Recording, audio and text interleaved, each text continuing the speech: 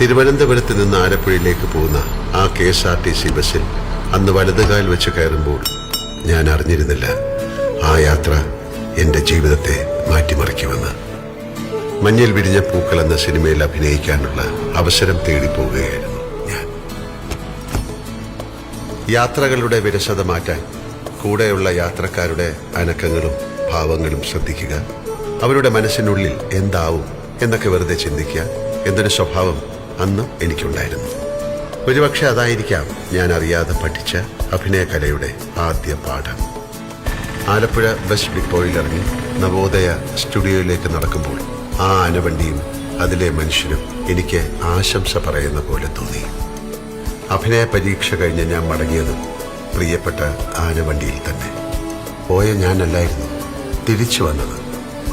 പിന്നീടുള്ള മോഹൻലാലിന്റെ ജീവിതം എന്നേക്കാൾ നിങ്ങൾക്കറിയാം. എന്റെ ജീവിതത്തിലേക്ക് ഐശ്വര്യത്തിന്റെ ചിഹ്നം വിളിച്ചെത്തിയ ആനവണ്ടി, നിനക്ക് നന്ദി. ഇതുപോലുള്ള ശുഭയാത്രകൾ സമ്മാനിക്കാൻ മലയാളിക്കൊപ്പം KSRTC എന്നെന്നും ഉണ്ടാകട്ടെ എന്ന് ഞാൻ പ്രാർത്ഥിക്കുന്നു.